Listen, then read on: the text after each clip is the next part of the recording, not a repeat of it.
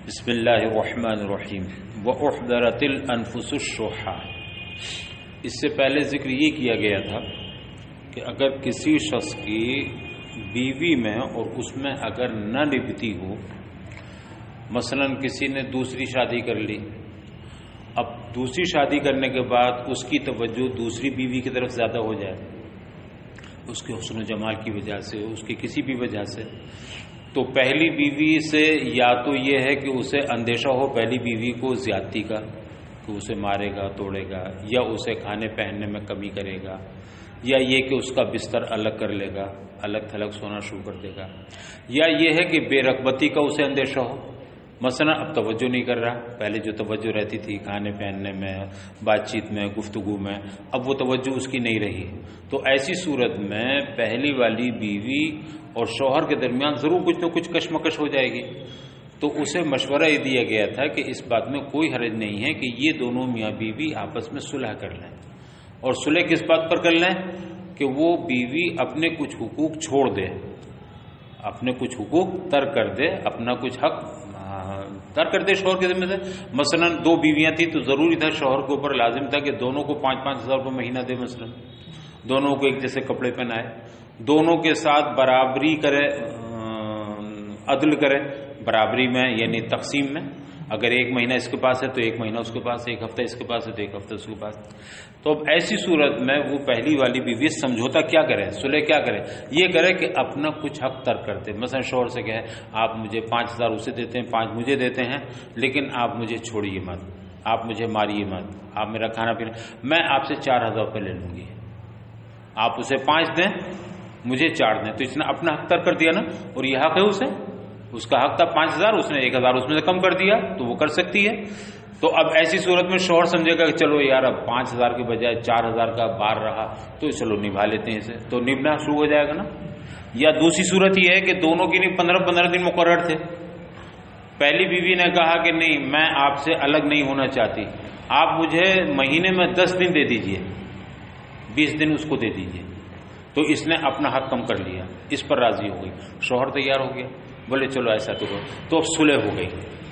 صلح چاہے نفقے کے مطلب پورے حق لینے میں کمی کرنا ہو یا اپنی باری میں کم کر دینا ہو، دونوں صورتوں میں شوہر اگر راضی ہو گیا تو ان میں نبھاؤ چلتا رہے گا، بقائے صحبت رہے گی، یعنی رفاقت کا یہ زمانہ زندگی یہ ان کی ساتھ ساتھ چلتی رہے گی۔ اور اگر وہ اس مصالحت پر راضی نہیں ہیں تو دو ہی صورت ہے، اب شوہر یا تو عدل سے کام لے 5,000 دے، اگر اس کی 5,000 کی حیثیت نہیں ہے تو وہ اس کو طلاق دے دے، تو اب طلاق اسے تو دے گا نہیں، اس کو اس نے کیا ہے، اس کی طرف مائل ہو پہلے سے، اب اس جس کی طرف مائل نہیں تھا اس کی صورت یا وہ صلح پر تیار ہو جائے، صلح پر تیار نہیں ہوتی تو شوہر کو یا تو برابر دے کسی بھی صورت سے جبر کر کے، اگر نہیں دیتا برابر تو اس کی صورت کیا ہے، طلاق دے دے۔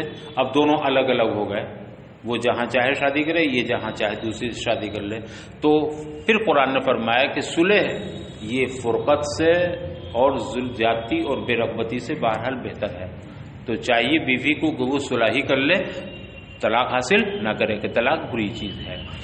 اس کے بعد اللہ تعالی نے انسان کی جبلت، انسان کی فطرت کو ذکر کرتے ہوئے فرمایا کہ انسان کا تو معاملہ یہ ہے کہ احضرت الانفس الشح، کہ یہ نفس، یہ دل، یہ تو لالچ کے پھندے میں پھنسا ہوا ہے، یعنی ان دونوں میں سے کوئی بھی نہیں چاہے گا کہ اپنا حق ترک کر دے، بیوی بھی نہیں چاہے گی جب مجھے 5,000 ملتے ہیں تو میں 4 پہ کیوں راضی ہوں گی، ڈٹی رہے گی، بولے نا مجھے 5 ہی چاہیے میں 4 پہ، تو کوئی بھی اپنا حق چھوڑنا نہیں چاہے گا۔ شوہر بھی اس کے دل میں بھی لالچ ہے، کہتا ہے یار بتاؤ یہ پرانی ہے کیسی ہے، 4,000 نہیں، میں 5,000 میں کیسے 5 ہوں گے تو مجھے مہنگا پڑے گا، یا میں اس کے ساتھ ان دنوں نہیں رہ سکوں گا، برابری نہیں کر سکوں گا، تو ان دونوں میں کشاکشی رہے گی، اور دونوں کا حال یہ ہے کہ یہ لالچ کے پھندے میں پھنسے میں، تو انسان کی کمزوری ہے، انسان کی فطرت ہے کہ لالچ اس کے دل میں بیٹھا ہوا ہے اور لالچ کے پھندے میں وہ پھنسا ہوا ہے، یعنی وہ اس پر تیار نہیں ہوں گے، آسانی تیار نہیں ہوں گے تو پھر طلاق اس کا راستہ ہے۔ وَأُحْضِرَتِ الْأَنفُسُ الشُّحَّ، اور نفس یعنی دل لالچ کے پھندے میں، شح کے معنی شدت البخل، ایک تو بخل ہوتا ہے اور ایک شدت بخل، شدت بخل میں حرص بھی شامل ہے، ایک تو یہ کہ میں اپنا مال خرچ نہیں کرتا جہاں مجھے خرچ کرنا چاہیے، جو اہل حق ہیں، والدین پر خرچ کرنا، بچوں پر، تو یہ بخیلی ہوئی۔ تو بخیلی تو صرف یہ ہے کہ ان کے حقوق ادا نہ کیے جائیں جن کے حقوق اس کے لازم ہے، اور شحا یہ ہے کہ وہ حقوق ادا نہ کر کے پھر بھی لالچ رکھے ہوئے، بجائے اس کے کہ بیٹوں کو روٹی کھلائے اور اس سے تمنا کیے ہوئے، لالچ کیے ہوئے کہ یہ مجھے الٹا دے۔ تو بخل یہ ہے کہ آپ کا حق ہے میں آپ کو نہ دوں، اس کے باوجود میں کیا چاہتا ہوں کہ آپ سے اور لے لوں۔ تو انسان کا تو حال یہ ہے کہ اس کا نفس، اس کا دل شدت بخل کے پھندے میں پھنسا ہوا ہے۔ اے جبلت علیہ، گویا انسان اسی جبلت و فطرت پر پیدا کیا گیا ہے۔ کس پر؟ بخیلی والی فطرت پر۔ فَكَأَنَّهُ حَاضِرَتُهُ لَا تَغِيبُ عَنْهُ، گویا کہ وہ ہمیشہ نفس کے پھندے میں پھنسا ہے، اس سے کسی وقت جدا نہیں ہوتا۔ فَكَأَنَّهُ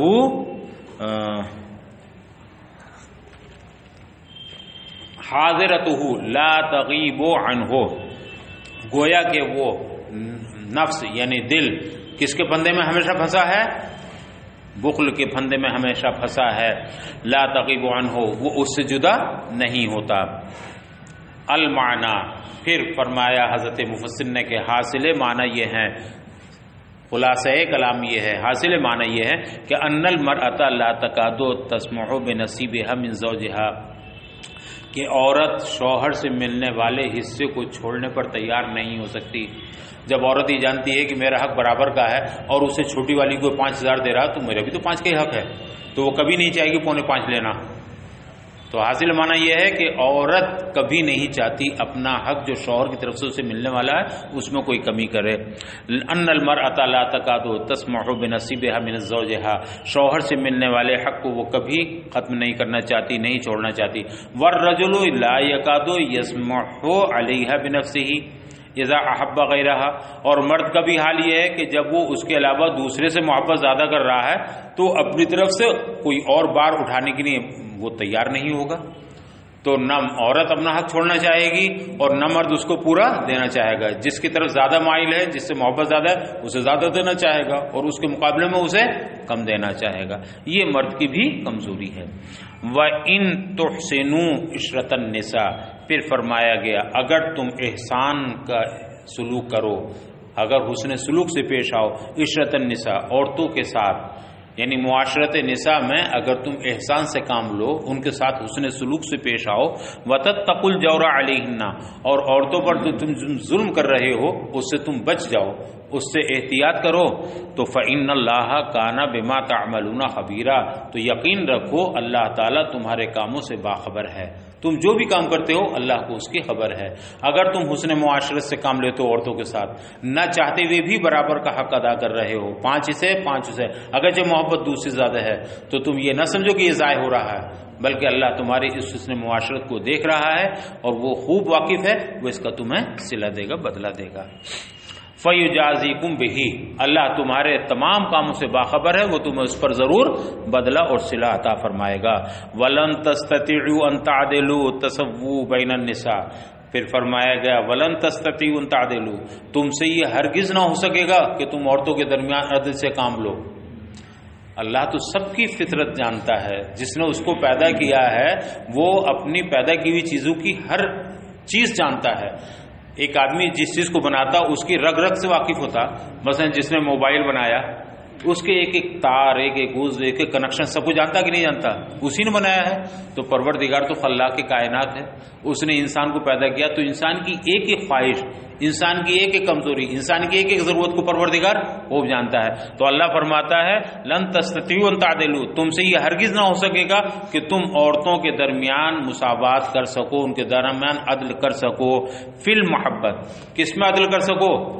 محبت اور لگاؤ میں۔ دیکھیے یہاں صرف محبت کی قید اس نے لگائی ہے کہ بہت سی چیزوں میں تو انسان عدل کر سکتا ہے، اس نے 2 شادیاں کرنی، 3 شادیاں کرنی، 4 تک اجازت ہے 4 کرنی۔ اب اس کے پاس اگر گنجائش ہے تو وہ اگر 50,000 روپے مہینے کی آمدنی اس کی ہے تو وہ چاروں کو 5-5 ہزار دے سکتا ہے کہ نہیں؟ یہ تو اس کے اختیار میں ہے، تو اس میں تو عدل کر سکتا ہے۔ چاروں کو کپڑے بنانے ہیں تو 1 سے 4 کپڑے بنا سکتا ہے، چاروں کو کھانا کھلانا تو 100 کھانا کھلا سکتا ہے، اس کے پاس 4 راتیں ہیں تو 1-1 رات چاروں کو دے سکتا ہے، اس میں تو اختیار ہے۔ لیکن جو قلبی لگاؤ ہے، جو محبت ہے، جو میلان ہے، قلبی میلان، یہ اس کے اختیار میں نہیں ہے۔ قرآن اس کے بارے میں فرمایا کہ تم چاہو کہ تب بھی یہ نہیں کر سکتے. محبت کا تعلق دل سے ہے اور دل رحمان کی 2 انگلیوں کے بیچ میں ہے. آپ نے مشکات شریف میں پڑھا ہوگا کہ رحمان کی 2 انگلیوں کے بیچ میں انسان کا دل، وہ جدھر چاہتا الٹتا پلٹتا ہے. تو ہمارا دل ہمارے خود اختیار میں نہیں ہے. ہم دیکھتے ہیں کہ اگر کسی سے ہماری محبت ہو جائے، ہم سوچیں بھی کہ نہیں یار یہ تو بری بات ہے، اس سے محبت ہے، ہم نہیں ختم کر سکتے. ہو گئی تو ہو گئی. کسی سے نفرت پیدا ہو جائے دل میں تو اسی صورت دیکھ کر کے غصہ آتا. ہم چاہیں بھی تب بھی کہتے ہیں نا آدمی کیا کروں یار، میں چاہتا بھی ہوں تب بھی صورت دیکھ کے میرا خون کھولنے لگتا ہے اس کا. تو اس کی صورت دیکھ کے خون کھولنے لگتا ہے. یہ کس کا تعلق کس سے ہے؟ دل سے ہے. اور دل اس کے اپنے اختیار میں نہیں ہے. جب کسی کی 2 بیویاں ہوں گی تو یقیناً ایک خوبصورت ہوگی دوسرے سے، یقیناً ایک اچھا کام کرنے والی ہوگی دوسرے سے، یقیناً ایک زیادہ پڑھی لکھی ہوگی دوسرے. کچھ نہ کچھ تو فرق ہوگا. تو کوئی نہ کوئی میلان کی وجہ اس کے لیے ضرور ہوگی. ہو سکتا ہے چھوٹی والی نہ ہو بڑی والی ہو، بڑی والی نہ ہو چھوٹی والی، لیکن کسی نہ کسی ایک میں کچھ نہ کچھ وجہ رجحان، وجہ میلان ہوگا. تو قرآن فرماتا ہے کہ انسان کی یہ فطرت ہے، جبلت ہے. تم اگر چاہو بھی تو محبت میں عدل نہیں کر سکتے. اللہ کے رسول صلی اللہ علیہ وسلم کی 9 بیویاں، آپ دعا فرمایا کرتے تھے پروردگار جو میرے اختیار میں ہے اس میں تو میں عدل سے کام لیتا ہوں، مساوات سے کام لیتا ہوں، مگر جو میرے اختیار میں نہیں ہے تو اسے معاف فرمانا. یعنی باقی چیزوں میں سب میں مساوات کرتا ہوں جو میرے اختیار میں ہے، لیکن دل یہ میرے اختیار میں نہیں ہے. تو پروردگار اگر میرا رجحان، میرا قلبی میلان کسی ایک کی طرف ہو تو یہ میرے اختیار میں نہیں، تو اسے مجھے معاف فرما. تو اس میں معاف رکھنا. اسی لیے ایک ایسا شخص جس کی 2 بیویاں ہوں وہ کوشش پوری یہ کرے کہ دونوں کے درمیان عدل قائم رہے، لیکن پھر بھی اللہ سے مغفرت طلب کرتے رہے، اللہ سے معافی مانگتا رہے، اللہ کے حضور کہتے رہے مولا جو دل میں میرے اختیار میں ہو تو میں کر رہا ہوں، لیکن جو میرے اختیار میں نہیں ہے اگر اس میں کمی بیشی ہو جائے تو مواخذہ نہ فرمانا. اور اللہ غفور الرحیم ہے، اس نے اس کو معاف بھی کر دیا ہے جو تمہارے اختیار میں نہیں ہے. اس لیے کہ رب فرماتا لا یکلف اللہ نفسا الا وسعها. انسان کو کتنی تکلیف دی جائے گی؟ جتنی وسعت ہوگی، اور دل اس کی وسعت میں ہے نہیں تو اللہ نے اسے معاف فرما دیا. سنو وَلَن تَسْتَطِيعُوا أَن تَعْدِلُوا، اور یہ تم سے ہرگز نہ ہو سکے گا کہ تم دونوں عورتوں کے درمیان، یہاں بین النساء کا مطلب 2 ہوں، 3 ہوں، 4 ہوں، 5 ہوں، 5 تو جائز ہی نہیں ہے، 4 تک. تو 2 یا چند عورتیں اگر تمہارے پاس ہیں، تمہارے نکاح میں ہیں، تو تم ان کے درمیان برابری نہیں کر سکتے. فی المحبت، کس میں برابری نہیں کر سکتے؟ محبت میں. باقی میں تو کر سکتے ہو، اس میں مکلف ہو. پھر فرمایا وَلَوْ حَرَصْتُمْ عَلَى ذَلِكَ، اگرچہ تم اس کی حرص بھی رکھتے ہو، تم چاہتے بھی ہو، تمہاری تمنا بھی ہو، آرزو بھی ہو کہ میں برابری کروں گا، مگر پھر بھی تم برابری نہیں کر سکتے، اس لیے کہ تمہارے اختیار میں نہیں ہے. اگرچہ تم حرص اور اس کی آرزو بھی کرتے ہو تب بھی. فَلَا تَمِيلُوا كُلَّ الْمَيْلِ، اب فرمایا گیا تمہارے بس میں نہیں ہے مگر اتنا بھی نہ ہو کہ تم پورے طور پر ایک ہی کی طرف مائل ہو جاؤ. فَلَا تَمِيلُوا كُلَّ الْمَيْلِ، پورے طور پر ایک کی طرف مائل مت ہو جانا.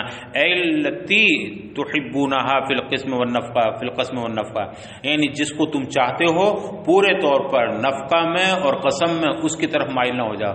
قسم مانے باری، کہ اب سارے ایام اسی کو دینے لوگو، دوسری کی طرف دیکھو ہی نہیں، یا سارا خرچہ اسی کو دینے لوگو، اچھے سے اچھا پہنانا اسی کو شروع کر دو اور دوسری کی طرف کوئی توجہ نہ ہو. اگر ایسا کرو گے تو یہ گناہ ہوگا، تو اس کی اجازت نہیں ہے. لہذا تم پورے طور پر ایک کی طرف مائل نہ ہو جاؤ. بہت سے لوگوں کو دیکھا ہے کہ 2 شادیاں کرنے بعد ایک کو بالکل ترک کر دیتے ہیں، اس کی طرف دیکھتے بھی نہیں ہیں، جھانکتے بھی نہیں، کہاں کھانا کہاں پینا. نہیں، ایسا نہیں. ہاں اگر وہ خود ہی راضی ہو جائے تو کوئی حرج نہیں. ہمارے مراد آباد میں ایک صاحب تھے، انہوں نے 7 شادیاں کی، لیکن رکھتے وہ 4 ہی تھے، اور اللہ نے اتنی برکت دی تھی اس کی اولاد میں. 32 لڑکے ہیں اس کے، 32 لڑکوں میں شاید 28 لڑکے تو علی گڑھ یونیورسٹی میں پڑھتے ہیں، یعنی وہ کوئی غریب آدمی بھی نہیں ہے. ہاں، اور 8 لڑکیاں، شاید 32 اور 8 نہیں 42 بچے ہیں غالباً کل ملا کر کے. ہاں، تو بہرحال اس نے 4 اس کو بیویاں رکھنا ہے، تو چوتھی جب اس کو ایک کم کرنی ہوتی ہے تو اسے کہتا ہے وہ کہ اگر تم چاہو تو میں تمہیں طلاق دے دوں. ظاہر سی بات ہے، ایک راستہ یہی ہے، میں 5ویں تمہارے طلاق کے بغیر تو کر نہیں سکتا، اور اگر تم چاہو تو میں تمہیں طلاق دے کر کے تمہاری لیے پورا انتظام، کھانے پینے پہننے اوڑھنے کا، مکان کا، سب کا کر دیتا ہوں، جیسی خواہش ہو ویسے ہی. بہت بڑا ایکسپورٹر ہے وہ. تو تم اپنے آرام سے زندگی گزارنا، چاہے کسی خادم کو رکھنا، چاہے کسی، سارا انتظام میری طرف سے ہوگا، کتنے روپے خرچہ کا بھی ہو. تو جب بیوی اتنی سہولت دیکھتی ہے تو کہتی ٹھیک ہے مجھے طلاق دے دیجیے، آپ اور کر لیجیے. تو اس نے 3 اس طرح رکھ رکھی ہیں الگ الگ کہ انہیں طلاق دے کر کے، اب ظاہر سی بات ہے طلاق دیتی تو اب وہ نکاح کر سکتا ہے، لیکن کسی طرح کا اس پر ظلم نہیں ہے. اس نے کہا تم جیسے چاہو مجھے طلاق دینی ہے، لیکن تم اگر چاہو تو میں پورا انتظام تمہاری نہیں کروں گا. پورا انتظام کر دیتا تو وہ طلاق پر تیار بھی ہو جاتی ہے. لیکن جب تک نکاح میں رہے گی تو مساوات پر ضروری ہے نا، عدل ضروری ہے.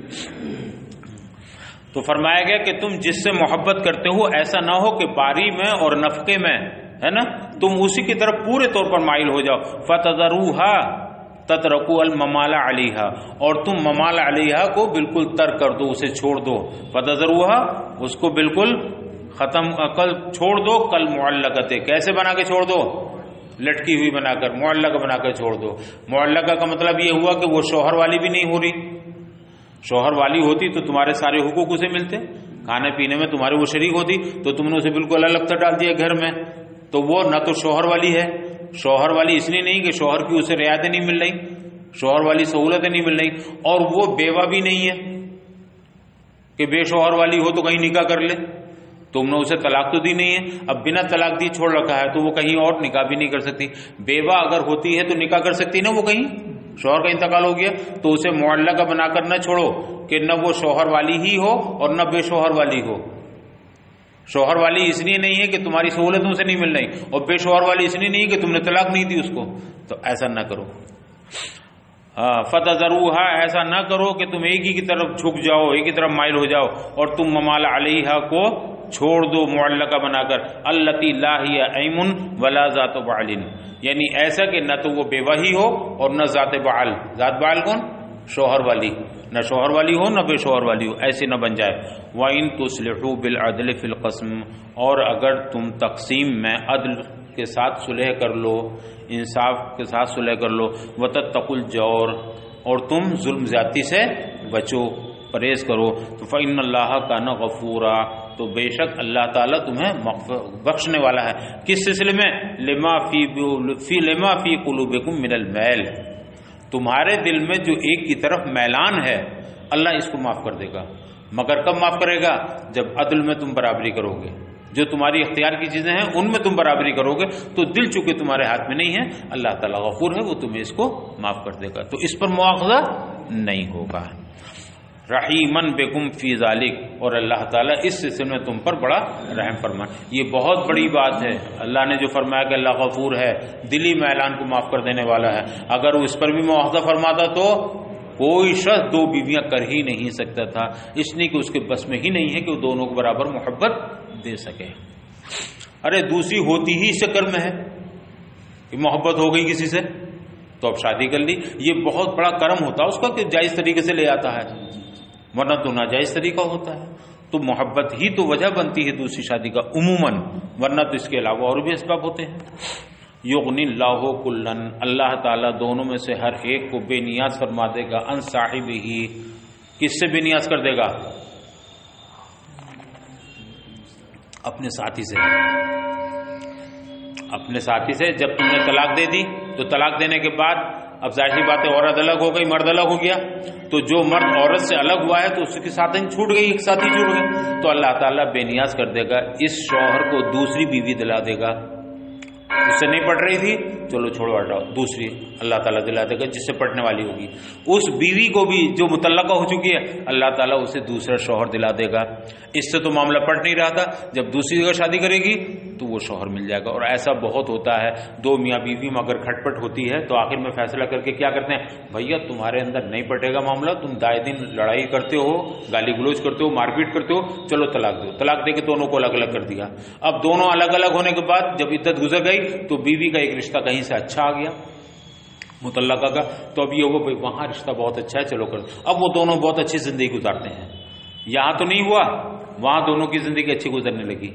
اس بیوی کے ساتھ اس شوہر کی نہیں پڑ رہی تھی، اب اس نے دوسری بیوی کر لی، وہ نہایت شریف مل گئی، اچھی مل گئی، تو اب ان دونوں کی زندگی اچھی گزری. تو اللہ تعالیٰ تم دونوں کو اپنے اپنے ساتھیوں سے بے نیاز کر دے گا.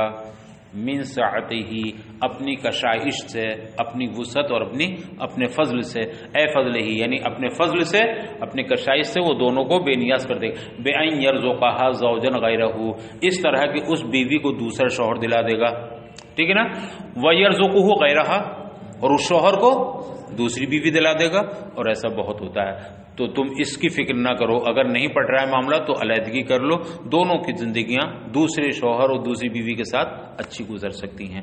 وَكَانَ اللَّهُ وَاسِعًا بِخَلْقِهِ، یقیناً بے شک اللہ تعالیٰ اپنی مخلوق کے ساتھ بڑے فضل والا ہے، بڑی وسعت والا ہے، کشائش والا ہے، فی الفضل یعنی فضل میں بہت کشائش، بڑی وسعت والا ہے، حکیمًا فیما دبرہ لہم، اور وہ ان اپنی مخلوق کی تمام تدابیر میں بڑی حکمت والا ہے، اس نے جو کام بھی کیا ہے، جو بھی تدبیر اختیار فرمائی ہے، اس میں بڑی حکمتیں ہیں۔ نکاح ہو گیا تھا، اس میں بھی بڑی حکمتیں ہیں، اور طلاق ہو گئی تو اس میں بڑی، کہتے ہیں نا ایک رشتہ لگ گیا، بھائی اللہ کا بڑی حکمت ہے اس کی، دیکھیے ہم تو سوچ بھی نہیں سکتے تھے وہاں رشتہ لگ گیا، وہ اتنے اہم آدمی تھے، اتنے بڑے آدمی تھے، اتنے بڑے عالم تھے، وہاں رشتہ لگ گیا، ہم سوچ بھی نہیں سکتے تھے، مگر اللہ کے کام بڑی حکمت والے ہیں، ضرور کوئی حکمت ہے اس میں، رشتہ لگ گیا، وہی ٹوٹ بھی گیا تو بھی کیا کہتا آدمی، اس میں کوئی حکمت ہے، وہ ضرور اللہ کی حکمت ہے، رشتہ ٹوٹ گیا، نہ معلوم ہونے کے بعد کیا کیا ہونا پڑتا، ان کا دماغ ایسا تھا، ان کا دماغ، تو اگر رشتہ ہو گیا تو بھی اس کی حکمت، رشتہ ٹوٹ گیا تب بھی حکمت، کہیں چوٹ لگ گئی تو بھی حکمت، اور بچ گئے تب بھی حکمت، ہو سکتا ہے چھوٹی چوٹ میں کام چل گیا ہو ورنہ آگے بڑی لگنے والی ہو، تو یہ اللہ کی حکمت تھی، معمولی سی چوٹ میں اس نے ہمیں نمٹا دیا۔ تو حکیماً فیما دبرہ لہم، اور اپنی مخلوق کی تدابیر کے بارے میں بڑی حکمت والا ہے، وَلِلَّهِ مَا فِي السَّمَاوَاتِ وَمَا فِي الْأَرْضِ، اور اللہ ہی کا ہے جو کچھ آسمانوں اور زمین میں ہے، وَلَقَدْ، یہ بھی اس نے بتایا کہ تم فکر نہ کرو، آسمان و زمین کا مالک اللہ ہی، اور جو کچھ اس میں ہے تمام مخلوقات وہ سب کس کی ہے، اللہ ہی کی ہے۔ وَلَقَدْ وَصَّيْنَا الَّذِينَ أُوتُوا الْكِتَابَ، اللہ فرماتا ہے اور ہم نے اہل کتاب کو تاکیدی حکم دیا، انہیں وصیت کی، وصیت کا مطلب تاکیدی حکم دیا ہم نے، بمعنی الکتب، یہ کتاب بمعنی کتب ہے، یعنی اہل کتاب سے مطلب ایک ہی کتاب والے، چونکہ الگ الگ کتابیں نازل ہوئی، توریت، انجیل، زبور وغیرہ، ان تمام کتابیوں کو، ان تمام کتاب والوں کو ہم نے تاکیدی حکم کیا، من قبلکم، جو تم سے پہلے کتابی حضرات ہیں، کتابی لوگ تھے، انہیں بھی ہم نے تاکیدی حکم دیا، یعنی یہود و نصارہ کو، یا یہود و نصارہ کے علاوہ اور بھی جو بھی کتابی تھے انہیں حکم دیا، وَإِيَّاكُمْ، اور ہم تمہیں بھی تاکیدی حکم دے رہے ہیں، ایاکم سے مراد اے اہل قرآن، مسلمان کون ہیں؟ اہل قرآن، بھائی یہودی اہل تورات اور عیسائی اہل انجیل اور مسلمان اہل قرآن، تو ہم نے تمام کتابیوں کو بھی یہ حکم دیا، اور اے مسلمانوں، اے مومنوں، تمہیں بھی ہم حکم دیتے ہیں، ان، اے بے ان، یہ ان تعویل میں کس کے ہے؟ بے ان کی، یعنی کیا حکم دیا کہ تم اللہ سے ڈرو، اتقوا اللہ، اللہ، اس سے یہ بھی معلوم ہوا کہ امم سابقہ سب کے سب تقوی کی مکلف تھیں، سب کو حکم تھا اللہ سے ڈرنے کا، سب کو خوف الہی کا حکم تھا، تم اللہ سے ڈرو، خافوا عقابہ، اللہ سے ڈرنے کا مطلب اللہ کے عذاب سے ڈرو، اس کے عذاب سے ڈرو، بیان تطیعوہ، کیسے ڈرو اس کے عذاب سے؟ اس کی اطاعت کرو، اگر اطاعت نہیں کرو گے تو عذاب تمہیں ہوگا، لہذا عذاب سے بچنے کی صورت کیا ہے؟ اس کی اطاعت کرو، فرما برداری کرو۔ وَقُلْنَا لَهُمْ وَلَكُمْ، اور ہم نے ان کتابیوں سے بھی کہا، اور لکم، اے مسلمانوں، تم سے بھی ہم کہہ رہے ہیں، ان تکفروا بما وصیتم بہ، اگر تم نے ہماری وصیتوں کو نہ مانا، ہمارے ان تاکیدی حکموں کو نہ مانا، اگر تم نے انکار کیا، اگر تم نے نہ مانا ہمارے ان حکموں کو، احکام کو، تو فإن اللہ ما فی السماوات وما فی الارض، تو یہ یقین رکھو کہ زمین و آسمان میں جو کچھ بھی ہے وہ کس کا ہے؟ اللہ ہی کا ہے، تم ہم سے بچ کر کہاں جاؤ گے؟ اس کا یقین رکھو، سب کچھ زمین و آسمان میں اللہ ہی کا ہے، یعنی خلقن، ملکن، عبیدن، یعنی زمین و آسمان میں جو کچھ بھی ہے وہ سب اللہ کی مخلوق ہے، ملکن، جو کچھ بھی ہے اسی کی مملوک ہے، وہ عبیدن، اور جتنے بھی ہیں سب اسی کے بندے ہیں، فلا یضرہ کفرکم، تمہارا انکار کرنا اسے کچھ نقصان نہ پہنچائے گا، اگر تم اکڑ بھی جاؤ تو تمہاری اکڑ سے تمہاری گردن ٹوٹے گی، تم ہی کو عذاب میں ڈالا جائے گا، تم اللہ کا کچھ نہیں بگاڑ سکتے۔ تو یقین رکھو تم اللہ کا کچھ نہ بگاڑ پاؤ گے، کفرکم اپنے کفر کی وجہ سے، اپنے انکار کی وجہ سے۔ وَكَانَ اللَّهُ غَنِيًّا، بے شک اللہ تعالیٰ اپنی ساری مخلوق سے غنی ہے، وعن عبادتہم، اور ان کی عبادت سے بھی غنی ہے۔ اگر دنیا میں کائنات میں کوئی چیز بھی نہ ہو تو اس پر کوئی فرق پڑنے والا نہیں، اس کی ساری بہت مخلوق ہے عبادت کرنے کی نہیں، اور تمہاری عبادتوں کی بھی اسے ضرورت نہیں ہے کہ تمہاری عبادتوں کا وہ محتاج ہو، معاذ اللہ ضرورت مند ہو، نہیں، تم ایک سجدہ بھی نہ کرو گے تو بھی اس سے فرق نہیں پڑے گا، اس لیے کہ اس کی سجدہ کرنے والی مخلوق بے شمار موجود ہے۔ کتنے فرشتے ہیں جو صرف سجدے میں ہیں، کتنے فرشتے ہیں جو صرف رکوع میں ہیں، تو تمہارے نماز نہ پڑھنے، رکوع سجدہ نہ کرنے سے اس کی شان پہ کوئی فرق نہیں آئے گا۔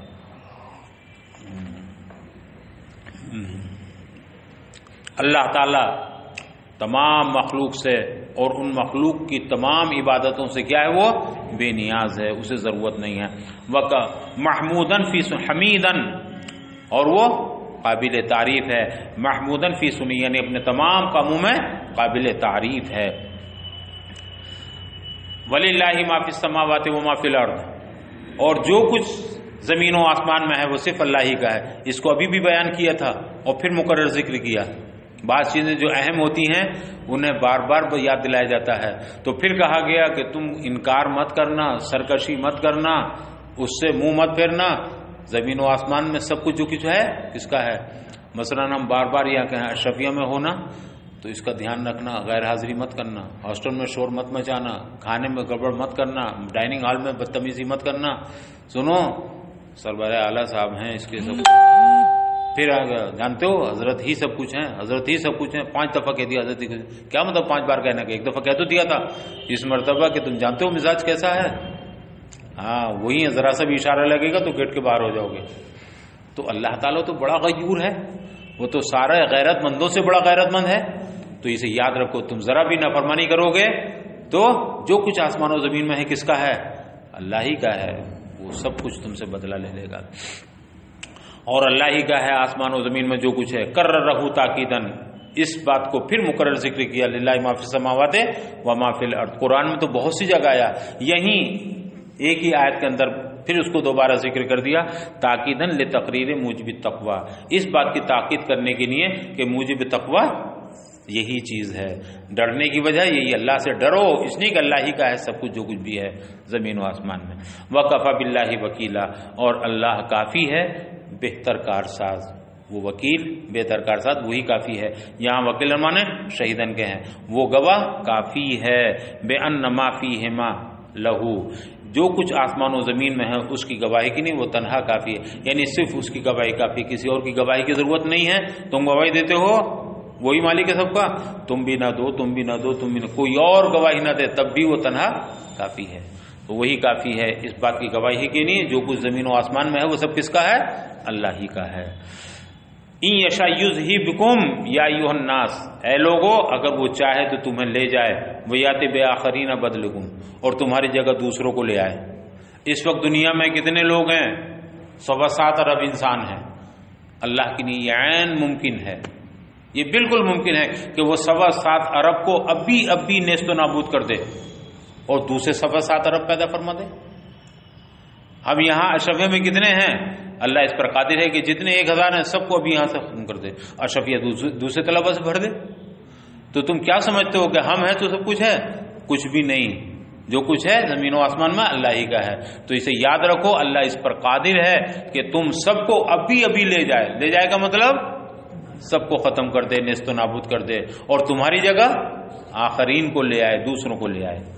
ان یشاء یذھبکم، اگر وہ چاہے تو تمہیں سب کو لے جائے، ایھا الناس، اے لوگو، ٹھیک ہے، ویاتی بآخرین بدلکم، اور تمہاری جگہ دوسروں کو لے آئے۔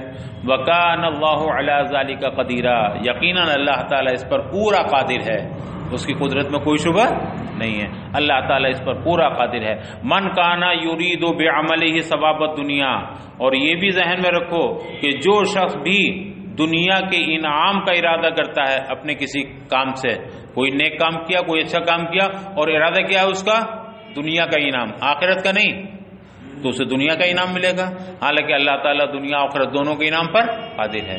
تو جو شخص بھی اپنے عمل سے، اپنے کسی کام سے، عمل خیر سے ثواب دنیا کا ارادہ کرتا ہے، یعنی دنیا کے انعام کا ارادہ کرتا ہے، تو فعند اللہ ثواب الدنیا والآخرہ، تو یقین رکھو اللہ کے پاس تو دنیا اور آخرت دونوں کا انعام ہے۔ تم نے صرف دنیا کے انعام کا ارادہ کیا، دنیا کا انعام مل جائے گا، اور تم دونوں کا ارادہ کرتے تو دونوں کا۔ تم عالم بن رہے ہو، اچھا کام کر رہے ہو، لیکن عالم بننے کے بعد تم نے ارادہ کیا کہ یار ہم بورڈ والے مدرسے میں جائیں گے اور 60,000 روپے 80,000 روپے مہینہ تنخواہ پائیں گے، بات ختم ہو گئی۔ اللہ نے تمہیں بورڈ والے اس میں دلا بھی دیا، اب تنخواہ بھی پا رہے ہو، آخرت میں کوئی ثواب نہیں۔ تم نے اس لیے علم حاصل کیا میں بہترین مبلغ بنوں گا، بہترین خطیب بنوں گا، اور 10,000 روپے 20,000 روپے نذرانہ لوں گا، وہ تمہیں ملتا رہے گا، یہ دنیا کا انعام ہو گیا۔ تمہیں عزت نے تو عزت تمہیں مل گئی دنیا کے اندر، لیکن تم اسی سے اگر یہ ارادہ کر لیتے کہ دنیا کا بھی انعام چاہتا ہوں میں اور آخرت کا بھی انعام چاہتا ہوں، جو آخرت میں علم کی فضیلت ہے وہ اللہ عطا فرما دے، تو اللہ تو دونوں پر قادر ہے، تمہیں دنیا کا بھی انعام دیتا اور آخرت کا بھی۔ تو جو اپنے عمل سے ثواب دنیا یعنی انعام دنیا چاہتا ہے تو اللہ کے پاس دنیا اور آخرت دونوں کا انعام ہے۔ لمن ارادہ، لیکن دنیا آخرت کس کے پاس، دنیا آخرت کا انعام کس کے لیے ہے؟ لمن ارادہ، جو دونوں کا ارادہ کرتا ہے اس کا نہیں ہے۔ لا عند غیرہ، اللہ کے علاوہ کسی اور کے پاس دنیا آخرت کا انعام، کوئی کہے میں تمہیں وہاں بھی کام کرا دوں گا، تمہارا فکر مت کرو، لاؤ 100 روپے دو میں تمہیں جنت میں پہنچا دوں گا، کسی اور کی بس کی بات نہیں ہے۔ آخرت کا انعام کون دلائے گا؟ اللہ ہی، یا پھر اس کے اذن سے اس کے نیک بندے۔ مگر یہاں کوئی لے لے رشوت، 5 لاکھ روپے دو تو ہم تمہیں جنت میں پہنچا دیں گے، یہ 5 لاکھ روپے کچھ نہیں کر پائیں گے۔ یہ ثواب دنیا اور ثواب آخرت اللہ ہی کے پاس ہے، لا عند غیرہ، اللہ کے علاوہ کسی اور کے پاس نہیں ہے۔ فلما یطلب احدہم الاخص، تو تم ان دونوں میں سے اخص کو کیوں طلب کرتے ہو؟ بیوقوف ہو، اخص کون؟ صرف دنیا کا انعام، یہ تو اخص ہے، تو تم کیوں اخص کو طلب کرتے ہو ان دونوں میں سے؟ وَحَلَّا طَلَبَ الْأَعْلَى بِإِخْلَاصِهِ لَهُ، اور تم اس کے لیے عمل خالص کر کے کیوں نہیں اعلیٰ کو طلب کرتے؟ اور اعلیٰ کیا چیز ہے؟ انعام آخرت۔ تو انعام آخرت کب ملے گا؟ جبکہ عمل میں اخلاص ہوگا۔ تو عمل کو خالص کر کے اللہ کے لیے، خالص اللہ کے لیے عمل کر کے، کوئی بھی نیک عمل کر کے تم وہ آخرت والا انعام کیوں حاصل نہیں کرتے جو اعلیٰ ہے، اور یہ اخص کیوں طلب کرتے ہو جو دنیا کا انعام ہے؟ فلما یطلبو، بس وہ کیوں طلب کرتے ہو، کیوں طلب کرتا ہوں ان دونوں میں سے اخص کو، اور کیوں نہیں طلب کرتا اعلیٰ کو؟ اعلیٰ کیسے حاصل ہوگا؟ بِإِخْلَاصِهِ لَهُ، اللہ کے لیے عمل کو خالص کر کے، حیث کان مطلبہ لا یوجد الا عنده، اس طرح کہ وہ اپنا مطلوب اسی کو کر لے، یعنی آخرت ہی کو، لا یوجد الا عنده، اور یہ آخرت کا انعام صرف اللہ ہی کے پاس ہے۔ وکان اللہ سمیعا بصیرا، اور یقیناً اللہ تعالی سننے والا بھی ہے اور دیکھنے والا بھی ہے۔